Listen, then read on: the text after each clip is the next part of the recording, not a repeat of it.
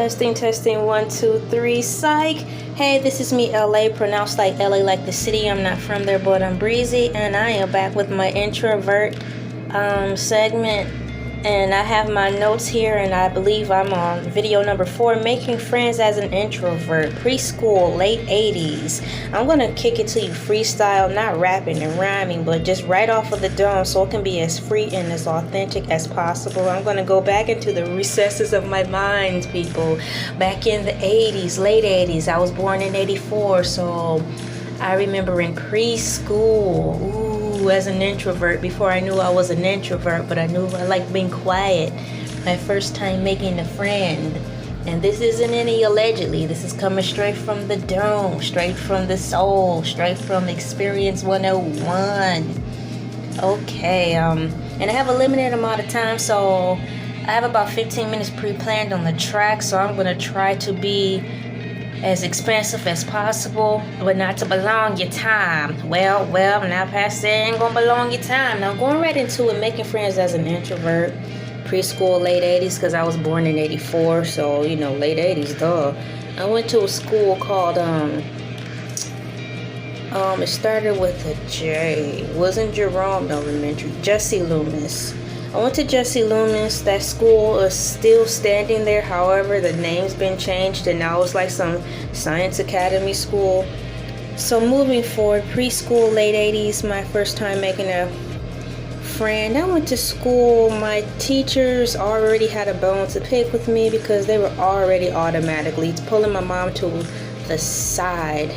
I swear, when the 2 weeks into it, talking about I wasn't interacting, or I was just too quiet.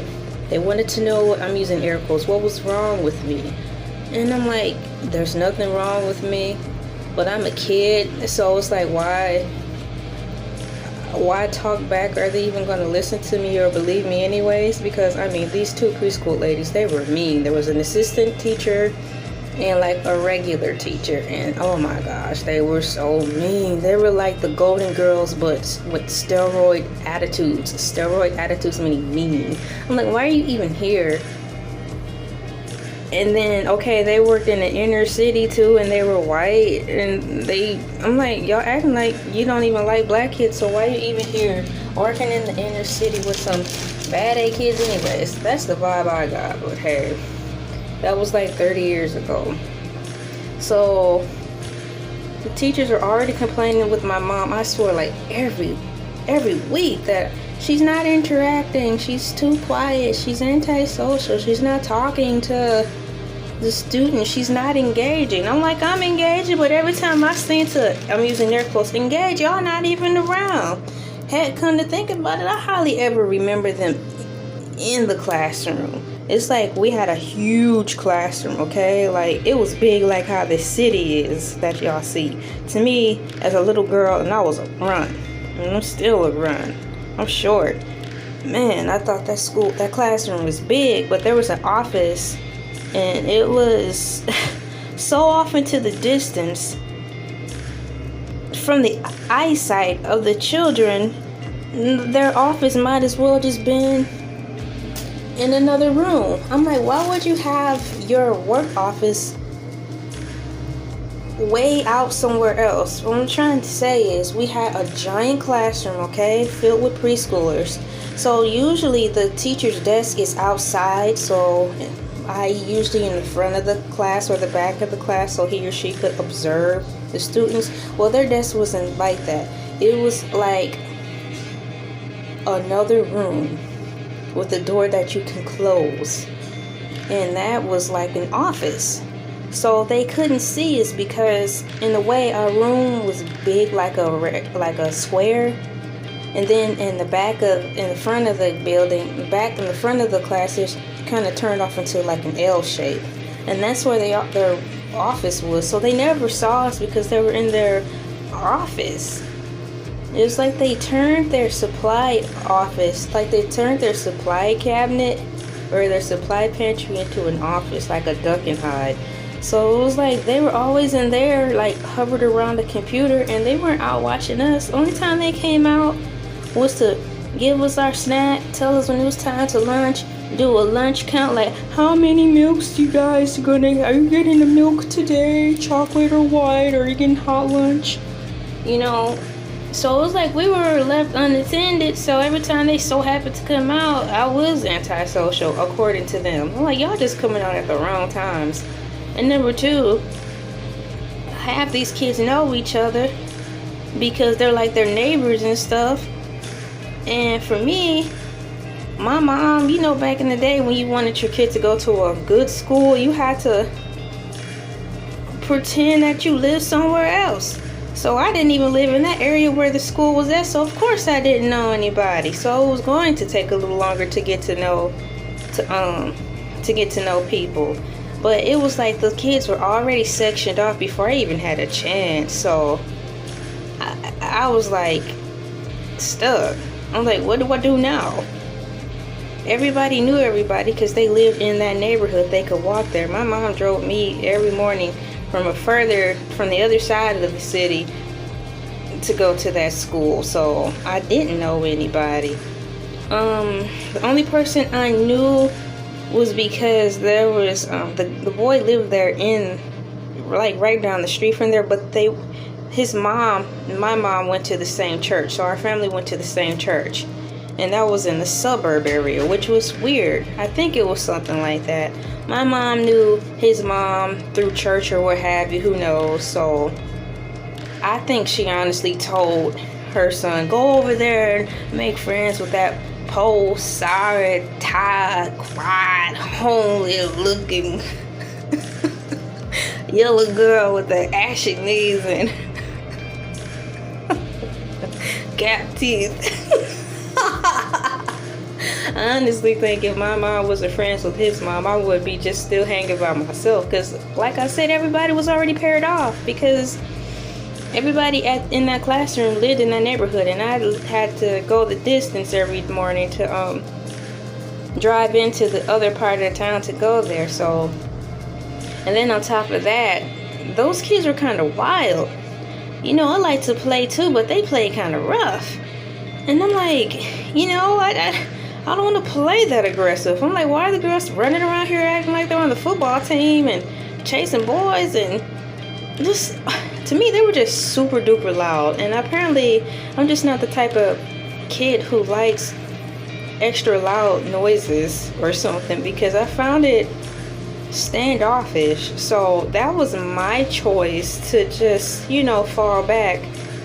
But I only had one person that I really did talk to the most, and his name was Avery. But I think my mom and his mom, you know, double teamed him, was like, you go play with her, be friends.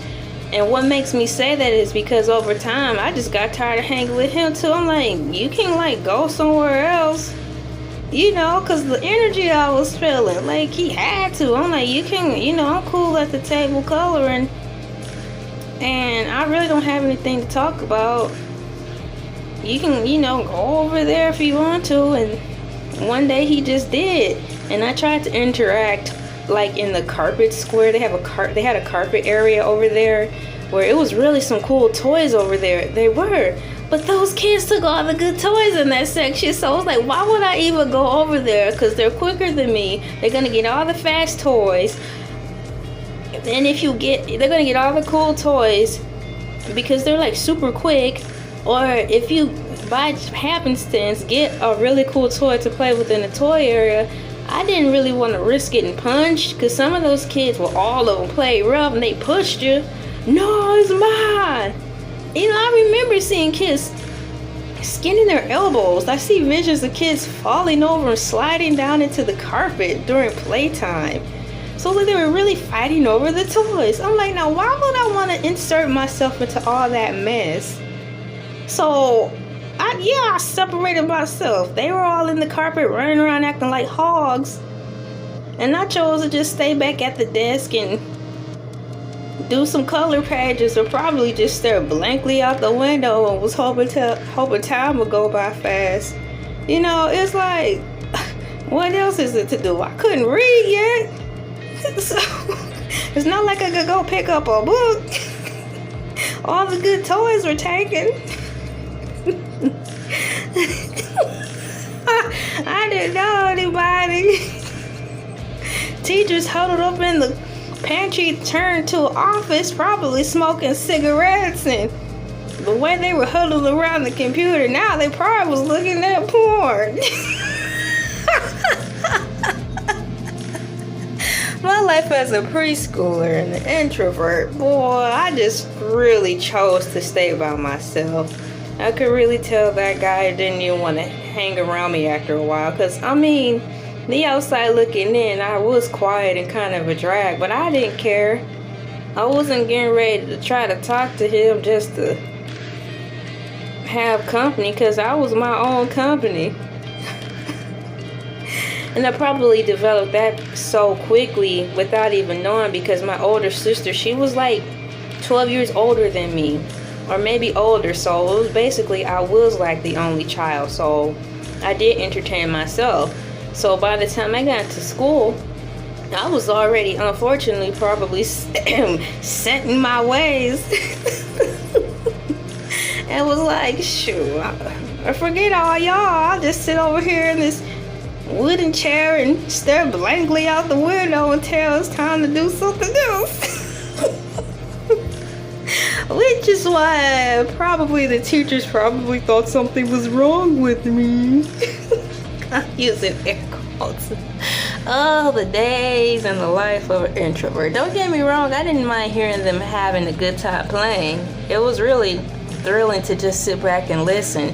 But I dare not want to engage into the animal farm of the kids skinning their arms and elbows on the carpet and talking about stuff on TV. You know, on top of that, they always talked about stuff on TV, and we didn't have cable, and we had like a TV, but we didn't get all the channels, and so, you know, it's like I really don't have anything to talk about. Kids talking about we're going here and there. I'm like, shoot, we don't go anywhere. So, you know, I just, whew. Yeah, I'm having a good time talking about this. So, once again, I grew up in Saginaw, Michigan, 4601, and in my preschool years, I did go to a school called Jesse Loomis. Now it's called something else. The building still stands. If I could go back there, if they didn't remodel too much, I could actually remember where my classroom is at and where I sat most of the time when I was there. It was rare I went to the carpet to join the kids at the table. I did it once on my own, but the other 2 times is because of my antisocial teachers who huddled up in the office probably watching porn and drinking coffee will happen to come out and try to encourage me to go over there. So they would kind of just walk me over there, kind of push me, push my shoulders, like, get on over there and play. God dang it.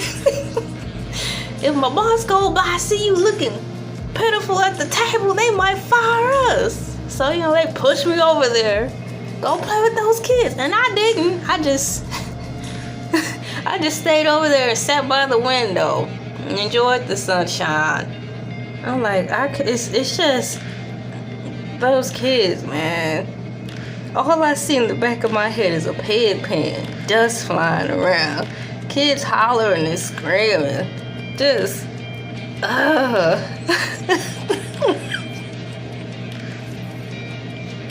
like, I can't wait till carpet time is over so we can go actually do something else. Now, we had worksheets. I enjoyed those worksheets because it was a project unto itself. It was an independent project. I remember getting lots of worksheets where we had to color shapes and stuff. I do remember that. Coloring in the lines, coloring shapes. I remember seeing octagons a lot, and we had to color